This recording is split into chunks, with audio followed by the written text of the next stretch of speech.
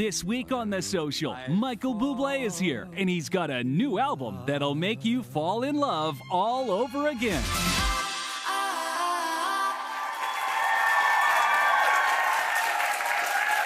Welcome back. When disaster strikes, it's common for bystanders to feel helpless.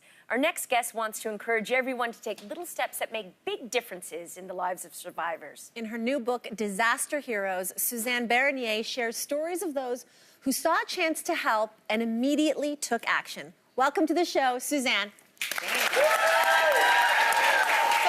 Suzanne, before we get into the book, we want to talk more about what you do. You help governments and you help communities and companies plan, respond, and even recover from disasters. And you were called a disaster management consultant. Tell us more about that and what you do specifically. Right, sure. So you might have heard of people called emergency managers, disaster managers. I'm called one of those, or crisis management consultant. Really what that means is there's a bunch of us behind the scenes that work with governments and companies and communities to help them get ready for and be prepared for whatever might hit them, whether it's a terror attack or a natural disaster like an ice storm or a forest fire or flood or an epidemic or whatever it is. There are certain plans and people who need to be trained, procedures need to be put in place so that people know what to do when something happens. So it's people like us that work with those communities and governments and companies to help them be prepared. And then during something, when something happens, we're kind of like second responders, where we'll come in and we'll work with the first responders and people who are coordinating the response to the disaster to help give them resources or whatever they need to deal with the disaster. And then afterwards, in the recovery phase, after the response efforts have finished, we still need to work with communities and people who've been impacted by disasters to help them recover, both physically and emotionally. And sometimes that's long-term if you're talking about an active shooter attack or a terror attack. What was one of the largest disasters you were deployed to as a field officer? I would say for sure the largest one, or the most familiar one that everybody would know of, is 9/11.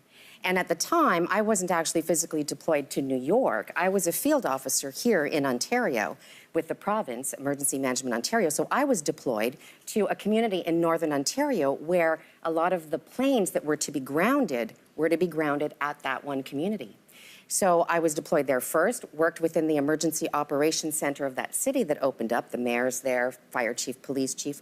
Whenever an emergency like that happens, we open up a center, and then everybody comes together to figure out how they're going to coordinate. So for that instance, we had to figure out how we're going to feed and house all of these potentially thousands of people coming into this community of 50,000. In the end, they ended up being redirected somewhere else, so then I got redeployed to Sarnia, Ontario, because a lot of people don't realize that during 9/11, all of the border communities had to declare emergencies as well. There was backlog of traffic for days at a time. We had to figure out how do you feed and water these people. My gosh. So was there a particular incident or moment, Suzanne, that really sparked the Disaster Heroes project? And then how did that evolve into a book? Yes, I was on the ground after Katrina in New Orleans with a volunteer recovery effort at a fire hall. And I started talking to this gentleman who was volunteering as well. And I found out he was local from New Orleans. He was a telephone engineer. But it was his story that struck me that I thought people need to hear about the amazing things everyday people do in disasters. So his story briefly, it wasn't what he did after Katrina. It was several years earlier. After 9/11 happened, he was watching the news, saw the president deliver an address at Ground Zero. He noticed that the president was standing on the top of a burned out fire truck. And he realized, wow, New York City lost over 100 vehicles in responding to that event. So he thought, well, we need to raise enough money to build back the New York City Fire Department. Wow. And instead of sitting back and thinking, well, somebody better do something about that, all he did was he called a local radio show the next day, came up with an idea of starting a fundraising campaign, and he was able to raise over $1.2 million and deliver 5 fire trucks. Wow, that's incredible. Yeah, we've got, there's Ronnie Golden there.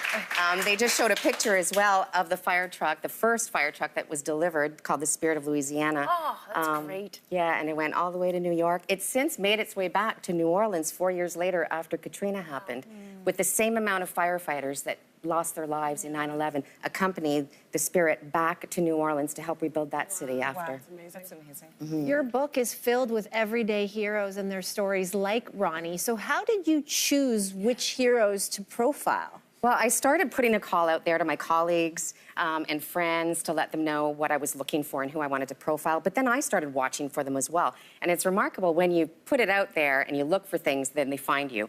So an example of that was another hero, Captain Gouda. I was on a ferry boat in New York City one day, going to Staten Island, and then the announcer says, so the captain of this boat happens to have rescued people from the Miracle on the Hudson, if you all remember that landing. Yes. That Captain Sully famously did. Well, there was one person who would have passed away if for not another hero that you didn't hear about.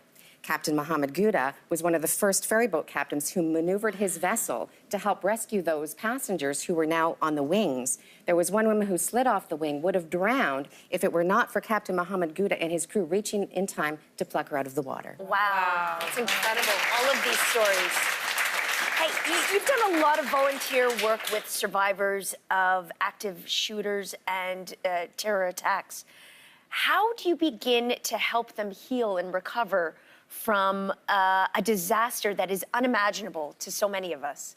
Well, what I've seen just recently with the volunteer work that I've been doing with active shooter survivors is it's really important to be able to let them know that they're supported and that people are thinking of them in other areas and that they're not alone and going through that alone. And one of the best ways to do that is to be able to empower people to give messages of support and show that people are caring. One of the ways that I do that as a volunteer is through this organization called Stars of Hope through the New York Says Thank You Foundation, where we paint messages, bright messages or images, happy images, and we give them to survivors of disasters. There's an image right there. One of the things I want to point out about this image and what makes it so special, so those are the stars that you see, and we arrange for anybody to paint stars, and then we arrange to deliver them to survivors. But from this picture, just so you know, there are several people in this picture who are survivors themselves and have gotten together to be able to support themselves and other survivors of active shooter attacks. There's a survivor there from San Bernardino, from Orlando, from New York after 9/11, all survivors of attacks that are working together to support each other, which is a positive thing in the end. I mean, yes, it's sad to see what people have to go through, but it's so empowering and encouraging to see how resilient people are and how they're coming together to help each other. Yeah, it's amazing. And everything that you're really saying, Suzanne, is that ordinary people doing extraordinary things. That's what heroes are. How can we all become heroes? A simple way to do it is to become a volunteerist. So the next time you're going to, I don't know, New York City to visit, take a day and instead of going to Macy's for the day, maybe find out what other volunteer rebuilding effort is still going on after Hurricane Sandy and go there to help. Or the next time you're going to California, maybe find out what recovery efforts and rebuilding efforts are going to be happening there and take a day or two to help there. And that'll be a way to be a disaster hero for someone and help yourself understand what people are going through and that we're all around to help each other. Suzanne, thank you so much for being here and sharing these stories. Now, Disaster Heroes is out now. Make sure you pick up a copy. We'll be right back after the break.